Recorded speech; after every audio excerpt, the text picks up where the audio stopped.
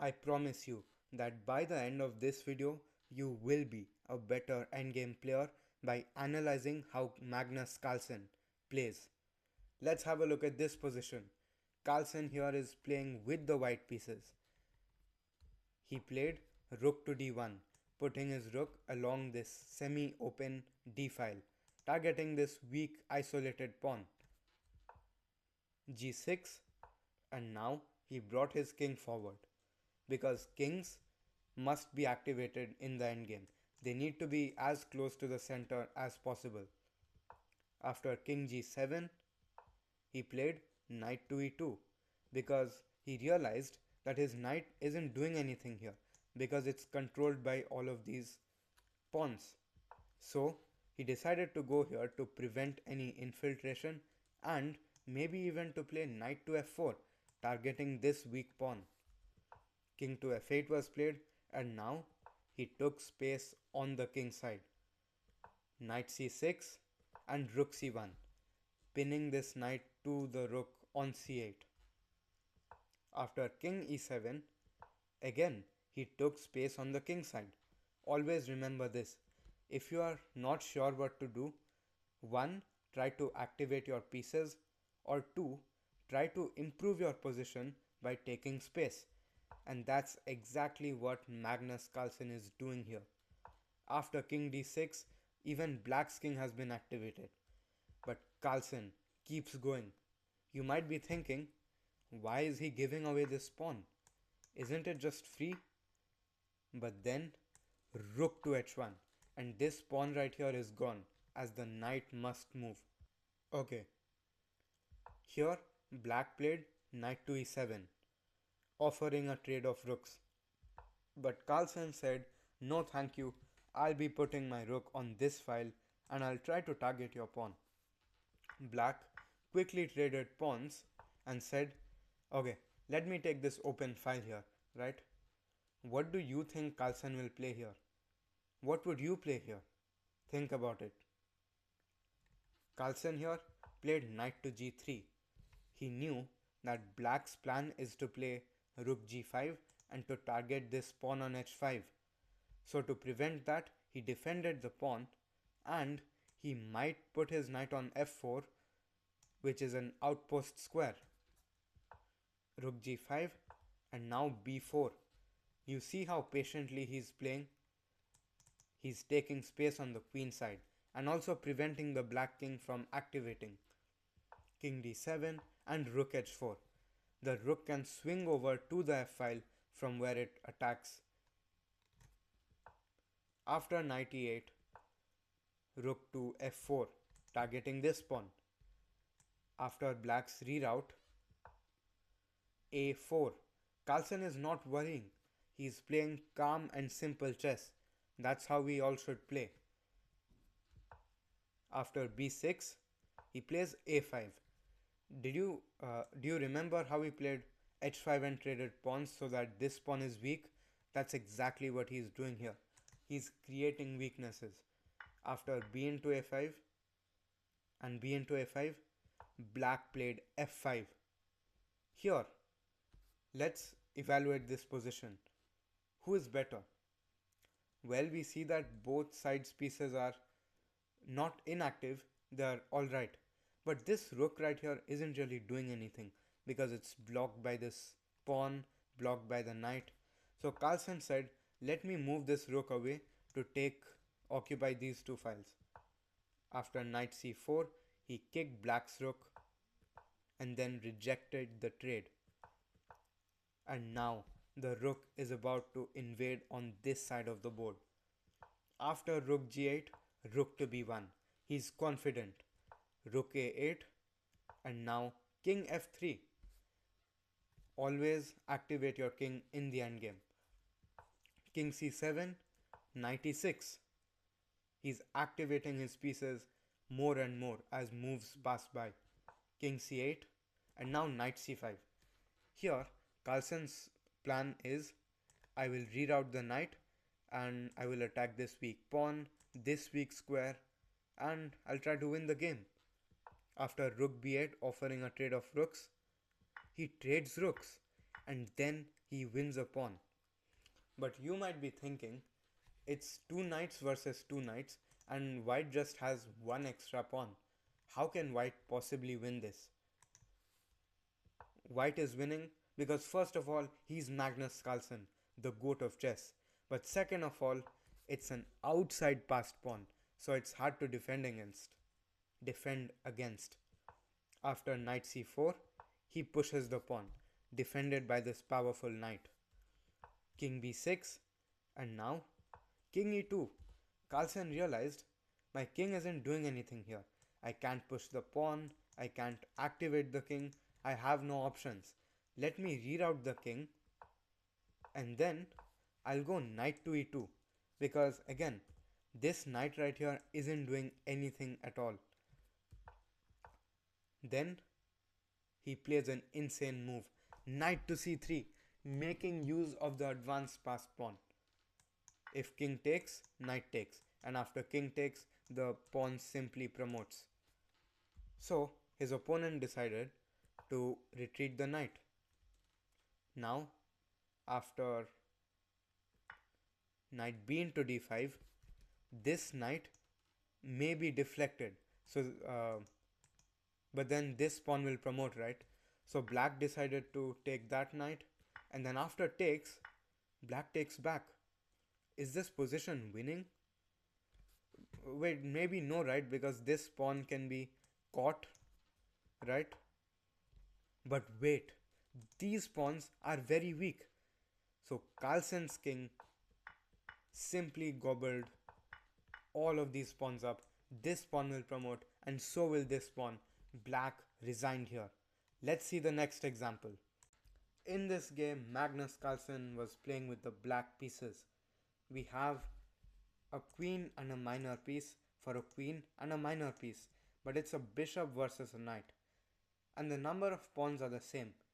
How will Magnus Carlsen win this? The answer is simple, and it's just one word, which is patience. He played queen to e7. After white centralized the knight, king f7. He's bringing his king forward. After queen d2, he pinned the knight to the queen. Queen c3, and now bishop d7. Do you see how he is slowly bringing all of his pieces forward? After queen b3 check, he played bishop e6, because if all of these trades happen, then black's king will be able to win both of these pawns quickly and will win the game. So his opponent said no thank you and moved his queen back to c3. After bishop d7, the position was repeated, but wait, Carlsen didn't go bishop e6 again. He moved his king to e7. But what's his plan? Well, he now centralized his queen. When you are playing a queen endgame, always centralize your queen, because in that case, it will cover the maximum amount of squares. Okay? After queen d2, g5. It's the same as last game, but with different pieces. He's trying to take space. Slowly he'll take more and more space. Let's see how this game goes on. Knight e2, bishop c6. Now he has activated his bishop. He activates his pieces at every chance he gets. After knight d4, bishop d5. The queen is centralized and the bishop is centralized. Queen c3, and now king f7. Queen to d3, king f8. Why is he doing all this? Well, that's because he wanted to avoid the check when the queen captures the pawn, now that the knight is hanging. After queen c6, queen c3, white is just moving the queen, just shuffling, shuffling, shuffling, waiting for Magnus Carlsen to do something. But Magnus Carlsen keeps on expanding. h5, he's playing active chess. After f3, h4. Now he has a solid grasp over these dark squared pieces, dark squares. After king f2, white is also trying to activate his own king. And king f7, queen to e3 was played, offering a trade. I have a question for you. Would you accept the trade here? Well, Magnus Carlsen chose to, and that's the right decision.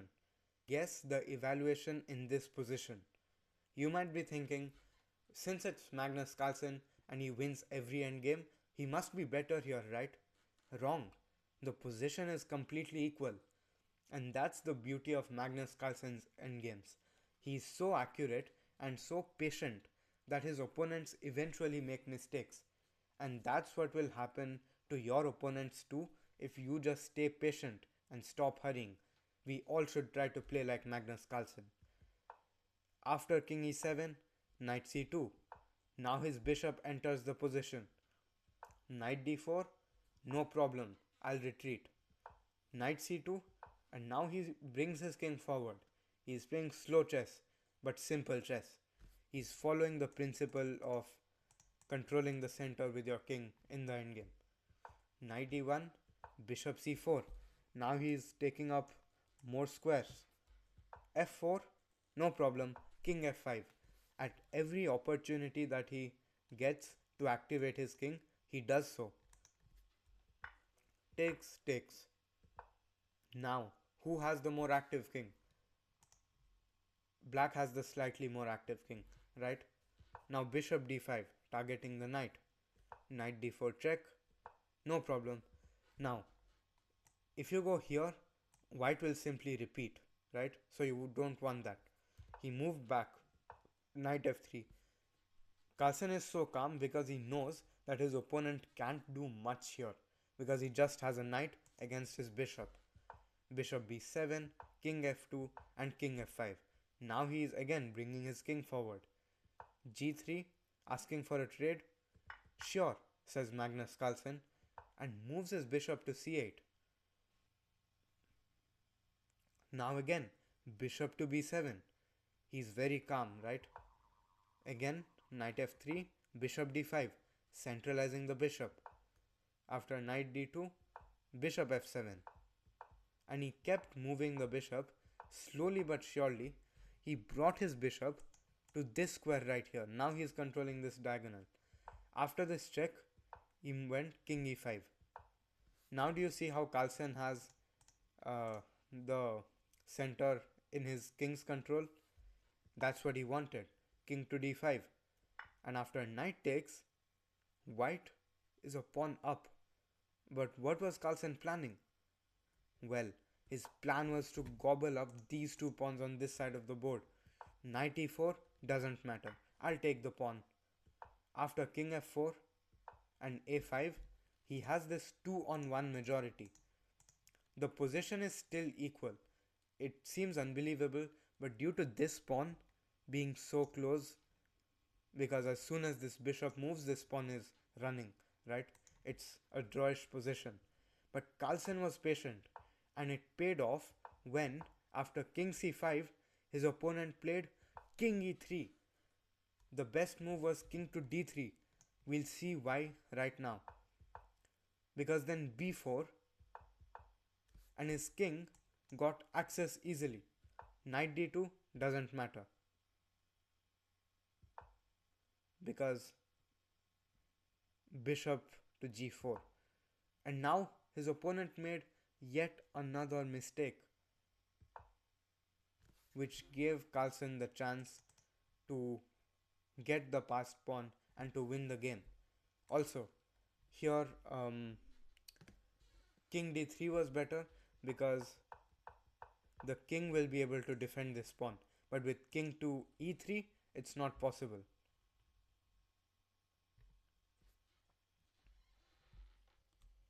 After b4, knight e4 check, but that didn't matter because his king is entering.